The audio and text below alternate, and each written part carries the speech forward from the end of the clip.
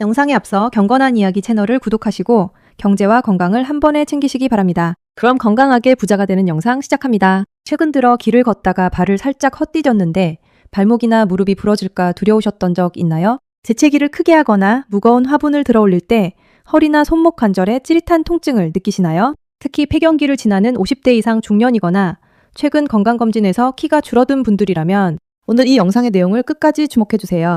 뼈가 약해진 상태에서는 일상생활에 가벼운 충격이나 가벼운 엉덩방아에도 고관절이나 척추가 쉽게 부러지는 대형 사고가 납니다. 고관절이 부러지면 혼자 움직이는 게 불가능해져 수개월 동안 누워만 지내야 하는 상태가 되며 전신 근육이 빠르게 소실되고 치명적인 폐렴 합병증이 옵니다. 척추뼈가 서서히 주저앉는 압박 골절이 발생하게 되면 허리가 굽어지면서 키가 줄어들고 내부 장기가 심하게 눌려 만성적인 소화불량과 심각한 호흡 곤란까지 겪게 됩니다. 뼈가 건강하지 않으면 심각한 일상생활의 불편함과 가족들의 무거운 간병 부담, 막대한 병원비 지출로 이어져 평생 힘들게 모아둔 노후 자산들을 순식간에 잃어버리게 되는 뼈아픈 결과가 발생합니다.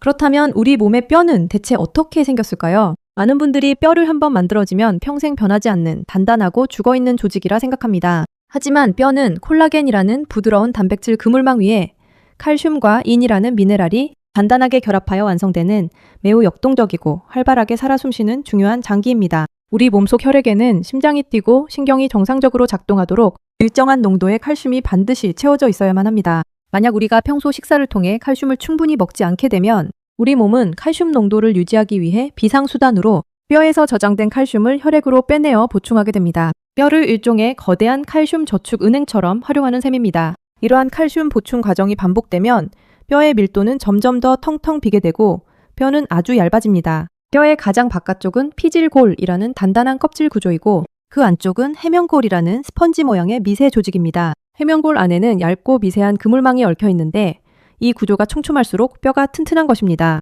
우리 뼈 안에는 두 가지 아주 중요한 세포가 살고 있습니다. 오래되고 낡은 뼈 조직을 부수고 녹여서 청소하는 파골세포와 그 빈자리에 새로운 뼈를 튼튼하게 채워 넣는 조골세포입니다. 조세포는 평생 동안 오래된 낡은 건물을 허물고 새 건물을 다시 짓는 것처럼 우리 몸의 뼈를 끊임없이 새롭게 교체하는 작업을 합니다. 그런데 나이가 들거나 영양 상태가 불균형해지면 이 두 세포의 작업 속도와 균형에 문제가 생깁니다. 특히 여성의 경우 폐경기가 되면서 뼈를 보호해주던 에스트로겐이라는 여성 호르몬이 급격히 줄어들게 됩니다. 그러면 낡은 뼈를 부수는 타골세포가 브레이크 없이 폭주하게 됩니다. 새로운 뼈를 짓는 조골세포가 새 뼈를 채우기도 전에 파골세포가 뼈를 너무 빠르게 부숴버립니다. 그러면 뼈 안쪽에 촘촘했던 해면골 그물망 조직들이 얇아지고 끊어지며 커다란 구멍들이 생깁니다. 뼈 안에 커다란 구멍이 숭숭 뚫리는 이 무서운 상태가 바로 우리가 아주 잘 아는 골다공증입니다. 남성의 경우에도 남성 호르몬의 점진적인 감소와 노화로 인해 폐뼈의 생성 속도가 느려지며 서서히 동일한 위험에 처합니다.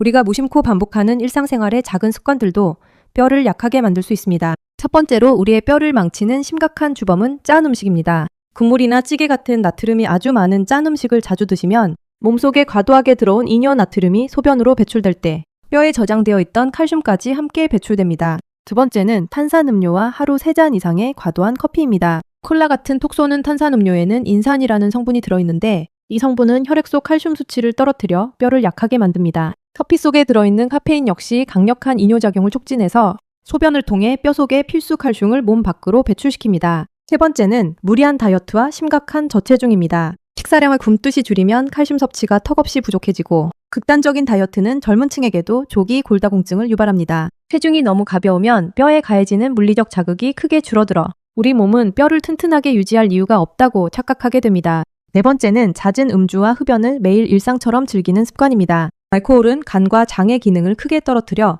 영양분의 흡수를 막고 담배의 니코틴 성분은 미세한 혈관을 강력하게 수축시켜서 뼈로 향하는 영양 공급을 원천적으로 차단함으로써 뼈를 점점 약하게 만들 수 있습니다. 그렇다면 뼈 건강에 대해 우리가 자주 하는 오해에 대해 알아보겠습니다. 첫 번째는 칼슘만 무조건 많이 챙겨 먹으면 된다는 것입니다. 칼슘을 많이 먹어도 혈중 비타민 D가 부족하면 칼슘이 혈액으로 제대로 흡수되지 못합니다. 흡수된 칼슘을 뼈 조직으로 안내하기 위해서는 혈관의 칼슘 찌꺼기를 청소하고 뼈로 기를 찾아주는 비타민 K2라는 영양소의 도움이 필요합니다. 비타민 K2가 부족하면 떠돌던 칼슘이 혈관 벽에 돌처럼 들러붙게 되어서 심혈관 질환을 일으키는 아주 무서운 원인이 될 수도 있습니다. 두 번째는 뽀얀 사골국이 뼈 건강에 좋다는 믿음입니다. 토뼈를 아주 오랜 시간 푹 끓이게 되면 뼈에 좋은 칼슘 성분보다 린이라는 성분이 뽀얀 국물에 훨씬 더 많이 우러나오게 됩니다. 린 성분은 체내에서 칼슘의 정상적인 흡수를 심각하게 방해하여서 오히려 우리의 뼈를 약하게 만드는 아주 치명적인 원인이 됩니다.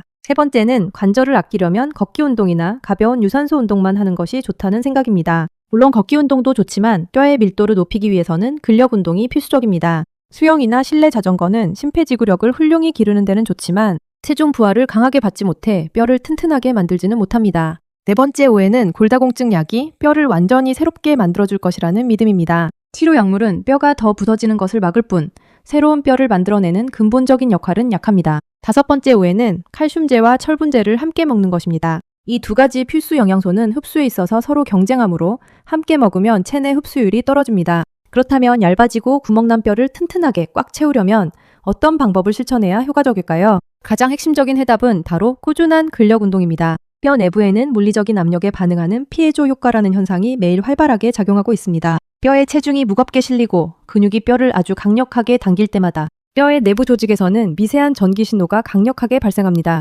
이 짜릿한 전기 신호는 잠들어 있던 새 뼈를 짓는 조골세포를 깨우고 새로운 뼈를 단단하게 건축하는 속도를 폭발적으로 크게 높여줍니다. 또한 뼈 조직 안에는 물리적 스트레스를 정밀하게 감지하는 센서인 골세포가 퍼져 있어서 능력이 가해진 부위를 정확하게 찾아내어 더욱 단단하게 보강하도록 명령을 내립니다. 아령을 들거나 엉덩이 근육을 쓰는 스쿼트 같은 강력한 저항 운동은 근육이 뼈에 단단히 붙어있는 힘줄을 아주 강하게 잡아당깁니다. 이때 발생하는 강력한 물리적 자극이 뼈 조직을 매우 튼튼하게 만들고 섭취한 칼슘이 뼈 속으로 단단히 자리 잡도록 적극 도와줍니다. 실제로 이미 골다공증이 심하게 진행된 약한 뼈를 가진 사람이라도 상황에 맞게 꾸준히 근력 운동을 하면 뼈가 튼튼해지기 위한 회복의 변화가 활발히 일어납니다. 끊어지고 얇아져서 위태롭던 해면골의 미세한 그물망 뼈 조직들이 운동의 자극을 받아 다시 두꺼워지고 서로 단단하게 꽉 연결됩니다. 점차 촘촘하고 밀도가 꽉 찬 기둥처럼 단단하게 변하는 것입니다. 골밀도가 매우 낮아진 상태라면 부상의 위험이 클 수 있기 때문에 처음에는 맨몸 운동이나 가벼운 밴드 운동으로 조심스럽게 시작하여